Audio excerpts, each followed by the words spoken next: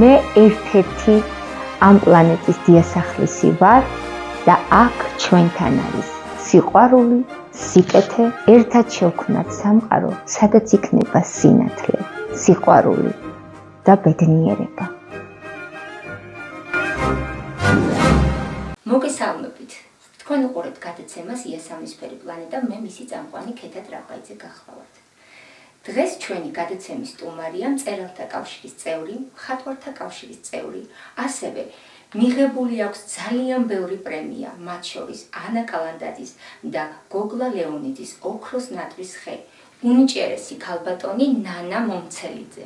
მაგრამ პირველ რიგში მინდა გითხრათ, ეს არის ქალბატონი, რომელიც ყველგან და ყოველთვის სიკეთეს და სიყვარულს ასხივებს. და სწორედ ამიტომ არის ჩვენი გადაცემის სტუმარი და იმედი მაქვს ჩვენი პლანეტის ბინადარი გახდებით. მოგესალმებით, მადლობა მოწვევისთვის. სასიხარულოა თქვენს ტელევიზიაში მოხვედრა, მივესალმები ტელემაყურებლებს. ახლახან დაფუძნდა საქართველოს ხელოვანთა საზოგადოება და მასთან არსებული ჟურნალი ახალი სიტყვა და რას გვეტყოდით ამ სიახლესთან დაკავშირებით? ტელემაყურებელს მიმართავ და თქვენც ასევე, რადგან დაინტერესდით ამ ინფორმაციით, დიდი მადლობა კიდევ ერთხელ. ახლახანს დაფუძნდა საქართველოს ხელოვანთა საზოგადოება და ეს იდეა წამოვიდა ჩემი და ჯგუფი ზღვარის მხრიდან. ჩვენ ერთობლივად გავაკეთეთ ეს საზოგადოება, ჟურნალიც ერთობლივად დავაფუძნეთ და უფრო სწორად გვინდოდა რომ ზღვარის 25 წლისთავთან დაკავშირებით გავეკეთებინა რაიმე გრანდიოზული ისეთი ლიტერატურაში, რომელიც ფეხს აიდგამდა და ძალიან კარგად წავიდოდა ხელოვნების მიმართულებით.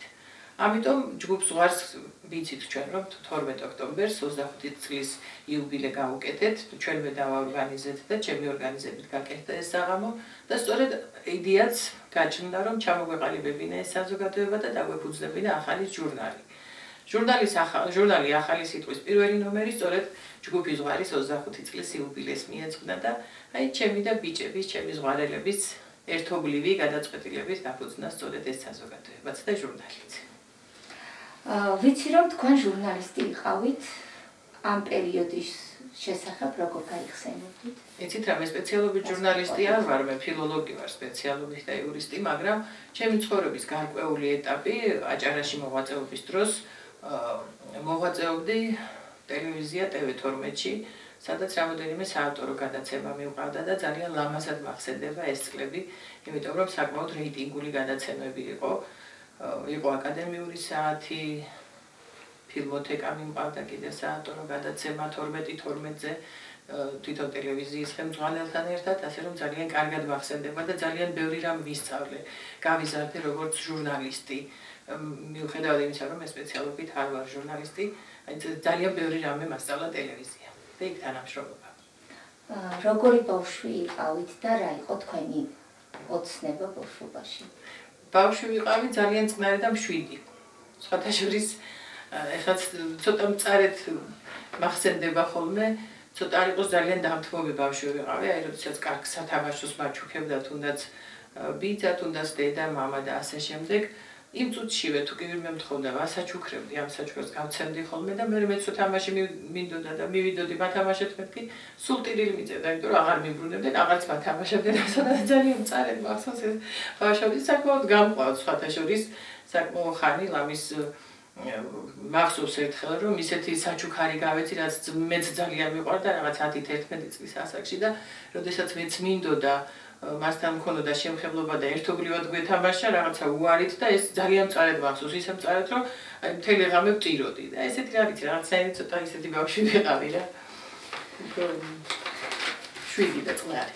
და თქვენი ბავშვობის ოცნება თუ აგიხდათ? ბავშვობის ოცნება ამიხდა, იმიტომ რომ სულ ვთამაშობდი მასწავლებლობანას. სულ მინდოდა რომ ყოფილიყავი პედაგოგი და მართლაც დავამთავრე სულხან-საბა ორბელიანის პედაგოგიური უნივერსიტეტი, შემდგომ ლექციებს ვკითხულობდი საკმაოდ ბევრი წელი და აი ახდა ჩემი ოცნება ეს ბავშვობის ოცნება. სკოლის დამთავრებისთანავე ჩავირიცხე პედაგოგიურ უნივერსიტეტში და ეს ჩემი ოცნება ავიხდინე. ასევე მქონდა ოცნება რომ ყოფილიყავი მხატვარი და თვითნასწავლი მხატვარი ვარ, მე სამხატვროში არ მისწავლია, მაგრამ ეს ოცნებაც ახდა. ანუ ბავშვობაში რაც მინდოდა ყოფილიყავი, თითქმის ამისრული.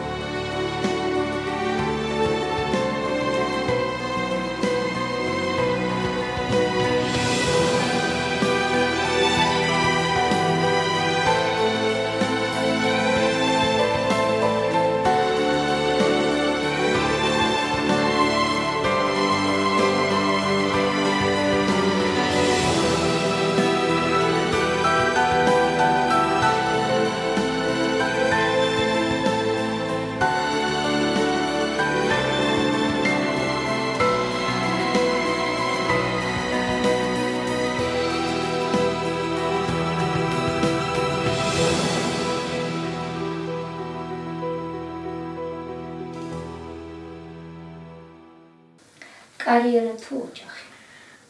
იცით რა, კარიერა ჩემს ცხოვრებაში მოვიდა თავისთავად.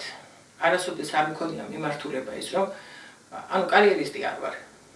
სულ ამ სიტყვის მნიშვნელობით, უფრო ოჯახს ვანიჭებდი უპირატესობას, იმიტომ რომ ოჯახი პირველ რიგში უნდა იყოს ჩემის აზრით. კარიერისთვის რომ უპირატესობა მიმენიჭებინა, ბევრად უფრო მაღალ საფეხურზე ვიდგებოდი დღეს. არა, ოჯახის გულისთვის ძალიან ბევრი რამ დავთმე, ძალიან ბევრ რამეზე უკან დავიწიე და ვფიქრობ, რომ ჩემთვის ოჯახი უფრო პრიორიტეტულია, ვიდრე ვთქვათ კარიერა. როგორი დიასახლისი ხარ? დიასახლისი ძალიან კარგი. ლეგენდები დადის ჩემ დიასახლისობაზე მართალი გითხრათ. გურმანიც ვარ და კარგი მზადებაც ვიცი. იცი რა ვიცი, ქალმა რაც უნდა იცოდეს ქსოვა, კერმა, ქარგვა, ასე შემდეგ, ტორტები, კარგი საჭმელები და ასე შემდეგ. თქვენი აზრით როგორი უნდა იყოს ძლიერი ქალი? თუ კი ვიფიქრებ როგორი უნდა იყოს ძლიერი ქალი, ალბათ ჩემი გადმოსახედიდან ჩემნაირი, იმიტომ რომ ცხოვრებაში ძალიან ბევრი დაცემა ვიგებე და სწორედ ჩემი მიზანი ის იყო, რომ რამდენჯერაც დავეცი, იმდენჯერ სწორად ავდექი, ასე ვფიქრობ და აი ძლიერი ქალის შინაგანი სამყაროც უფრო სხვანაირი ხდება, იცით, როცა დამოუკიდებელი ხარ ცხოვრებაში და დამოუკიდებლობა რას ნიშნავს, როცა არავის იმედი არ გაქვს, ფაქტიურად შინაგანად ძლიერდები ძალიან. და მე ამ გაჭირვებამ ვთქვათ, ამ მძიმე ჯვარმა ჩემი ცხოვრების განვლილმა წლებმა ბრძოლის უნარი გამიმძაფრა, გამიათმაგა და ამიტომ ვფიქრობ, რომ ძალიან ძლიერი ქალი ვარ. და სიძლიერეს კიდევ რა განაპირობებს, იცით, ძლიერი ქალები შეიძლება იყვნენ, მაგრამ როდესაც ცხოვრების მძიმე ტრაგედიებს გადიხარ და ისევ რჩევ იგივე ბუნების, რაც შენ დასაბამიდან იყავი და საწყისი ქონდა ის შინაგანი სამყარო და არ შეგეცვალა, ანუ არ გაბოროტდი, არ დაიბოღმე და ასე შემდეგ და ასე შემდეგ, ვთვლი რომ ეს ძალიან დიდი სიძლიერე ადამიანის და მე მიამაყება რომ ვარ ძლიერი ქალი. და რამდენი წიგნის ავტორი ხართ? იცით რა, წიგნი ერთი მაქვს გამოცემული, თუმცა 4 წიგნი დაკავადონებული, მაგრამ ჯერ ზის სინათლე არ უნახავს, რაც მატერიალური ფინანსებიდან გამომდინარე, ცოტა ჭირს ახლა დღეს მოგეხსენებათ წიგნების გამოცემა და როდესაც ოჯახს ძალიან ბევრი რამე უჭირს, შენ თავისთვის ვეღარ იცლი გარკვეულწილად. თქვენ ახსენეთ, რომ მართლაც ძალიან მრავალგზის მხატვარიც, ბრძანდებით, მწერალიც და ასევე რაღაც გავიგე, რომ ძალიან კარგად მღერით. და გვინდა ეხლა უბრალოდ ხელს არ გვიწყოს პირობები, რომ თქვენი სიმღერა მოვისმინოთ, მაგრამ თუ შეიძლება, რომ თქვენი ის სიმღერა კადრებში ჩავსვათ. და რას გვეტყოდით ამის შესახებ? იცით რა, ახლა ვერ ვიტყვი, რომ მე პროფესიონალი მუსიკოსი ვარ და არც ვარ, იმიტომ რომ როგორც მაშინ მოდური იყო და ყველა ამთავრებდა 7 წლებს, აი ასეთ გარემოში გავიზარდე მეც და 7 წლების განათლების გარდა, 7 წლების დამთავრების გარდა არაფერი მუსიკალური განათლება არ მივიღია, მაგრამ მუსიკა ჩემი ცხოვრების განუყოფელი ნაწილია და რატომ და სიმღერა განსაკუთრებულად. ჩემი წინაპრები ახლა ბებია, ბაბუა, ყველა მღეროდა ძალიან კარგად, ნათესავები წინაპრები ძალიან კარგად განვითარებულები იყვნენ მუსიკალურად. და ალბათ ეს გენი ჩემშიც გადმოვიდა გარკვეულწილად, მაგრამ სიმღერა მე მშველის ძალიან ბევრ რამეში, აი რომ ხატავ, მაშინაც მღერი. ჩართული ვარ და იმაყოლებ ხმას, რა ვიცი, ეს ჩემთვის ძალიან მნიშვნელოვანია და ჩემო ზღვარმა კი საერთოდ გამოთავამა კახა საკოპანი მეტი ძალიან ბევრი დუეტები გამიკეთებია ერთად და გვიმღერია და რა ვიცი, აი ეს არის ჩემთვის სავსე ცხოვრება. აი ამ მიმართულებით მე თავს გრძნობ როგორც თევზი წყალში და სხვაგვარად არ შემიძლია. კაცი ქართველი თუ არის იქვის ვით მოგზაური გზაზე სამშობლო როგორც არის ერთია ქვეყანა სამშობლო როგორც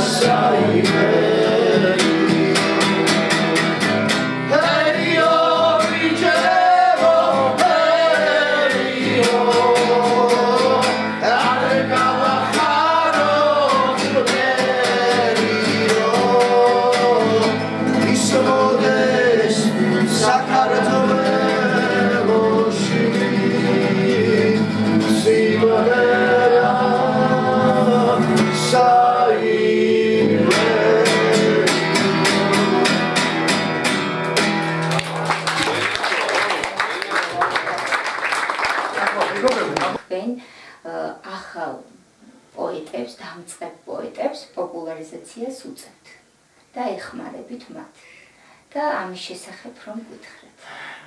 ცოტა შორიდან დავიწყებ. როდესაც მე ლიტერატურაში შემოვედი და ძირითადად უკვე დავიწყე ბეჭვ და თქვათ უფრო Facebook-ით შემოვიფარგლებოდი, მაგრამ ძალიან დიდი დამსახურებაა ჩემი სხარელების, რომ მე დღეს უფრო ფართო ასპარეზზე გამოვედი და ჩემი მიზანი და ბიჭების მიზანიც სწორედ ეს არის, რომ ახალგაზრდებს გავუყაროთ გზა. მე ახლახანაც მეორე ნომერი როცა გამოვეცი ჟურნალის ერთი ძალიან კარგი ახალგაზრდა პოეტი აღმოაჩინე და ეს ჩემთვის იყო ძალიან დიდი სიხარული. აჭარაში მოღვაწეობის დროსაც ხელმძღვანელობდი ჟურნალ ხატი მამულს და მთელი აჭარა შემოვიარე. ვეძებდი დამწყებ პოეტებს, დამწყებ მხატვრებს, ახალგაზრდებს, ბავშვებს, რომლებიც მარტო საზოგადოებისთვის ცნობილნი არ იყვნენ. და სხვათა შორის აი ამ ძიებაში ძალიან ბევრი ისეთი ახალგაზრდა ვიპოვნა, რომლებიც არაჩვეულებრივად წერენ, არაჩვეულებრივად ხატავენ, არაჩვეულებრივი ხელოვანი არიან და რატომაც არა, მარტო საზოგადოება უნდა ცნობდეს მათ. სხვა დანიშნულებას მე აი ამ ორგანიზაციებისას ვერ ვხედავ. იმიტომ რომ თუ კი რაღაცა სიახლე არ შემოიტანე, აი რატომ დავარქვით მე და ბიჭებმა ჟურნალს ახალი სიტყვა. იმიტომ რომ რაღაც სიახლე მინდა იყოს, რაღაც ახალი იყოს შიგნით, ცოტა სხვა მიმართულება იყოს, არ იყოს შაბლონური, როგორც სხვა ისეთი მიმსგავსებული. რაღაცა სიახლეს ვცდილობთ, რომ შევიტანოთ ჟურნალში და ვფიქრობთ, რომ გამოგვივა რაღაცა. ყოველ შემთხვევაში ვეცდებით, რომ ასე იყოს და ძირითადი მიმართულება მაინც ეს არის, რომ გზა გაუყალოთ ახალგაზრდა დამწყებ პოეტებს, მათ ვისაც საზოგადოება არ იცნობს და ვფიქრობ, რომ ერთი რაღაცა პატარა ფურცელი მაინც ჩაიწერება ჩვენი შემოქმედებიდან აი ამ კუთხით. ძალიან მოხარული ვიქნები, თუ ჩვენი პლანეტის ბინადარი გახდებით. მე ვფიქრობ, რომ უკვე ვარ თქვენი პლანეტის ბინადარი და შესაბამისად, ვისაც თქვენი პოვნით ახალბედას, ჩვენი ჟურნალი ყოველთვის მზად იქნება დაგბეჭდოთ, წარმოვაჩინოთ, პოპულარიზაცია გაუწიოთ და ასე შემდეგ და ასე შემდეგ. ანუ ერთობლივი თანამშრომლობისთვის ჩვენ პირადად მზად ვართ. მეც და ჯგუფის ერთობაშია. წერჩეულებრივად როგორც ყველა ალბათ რა ვიცი, მაგრამ მსმენელი და მაყურებელი უფრო განსჯის და საერთოდ დრო გადაარჩევს. ჩემთვის არ არსებობს კარგი და ცუდი პოეტი, ჩემთვის არსებობს კარგი და ცუდი ადამიანი. ამიტომ თუ კი ადამიანი დადებითია, თუ კი სიყვარულით არის სავსე, რაც არ უნდა დაწეროს, მაინც იპოვე იმ ერთ ფრაზას, რაც შენი სულის სიმებს შეარყეს და მე ახლა ვერ გეტყვით რამდენად საუკეთესო ლექსია ჩემი შემოქმედებიდან, მაგრამ ეს ლექსი მინდა წავიკითხო, იმიტომ რომ ჯგუფი ზუხარის არჩეული ლექსია და მათი საყვარელი ლექსია, რაზეც კახა ბაციკაძემ და სერგი ლომაძემ მუსიკაც გააკეთეს და მე და კახა დუეტში ვასრულებთ ამ საქმეს და აი ამ ლექსით დავამშვიდობები თქვენს მაყურებელს. ზეცის თავიდან ლოცვა გაისმის.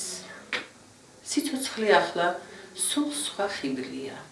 მინდა რომ იყო ჩემი მაისი და იყო ჩემი სულის ბიბლია. თავნება სიოგვე ალერსება, ოქროსფერ დალალ სიშლის აისი, შენს თვალებს ნეტავ რა შეედრება, როცა ცეცხლის ფერ სხივებს გაისვრის მაშინ, ხვდები რომ შენში მარტია. მაშინ ხვდები რომ შენში მარტია. აპრილის რიგში ჩამდგარი სიო. ვარდის ფუძლების მოსავს მარტია.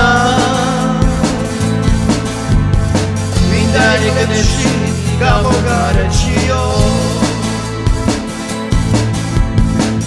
აპრილის რიგში ჩამდგარი სიო, ვარდის ფურცლების გმოსავს მანტია, მინდა ეკლებში გამოგარჩიო. ზეცის თავიდან ლოცვა გაისმის. სიცოცხლე ახლა სულ სხვა ხიბლია. მინდა რომ იყო ჩემი მაისი და იყო ჩემი სულის ბიბლია. მინდა რომ იყო ჩემი მაისი. მინდა იყო ჩემი სულის ბიბლია.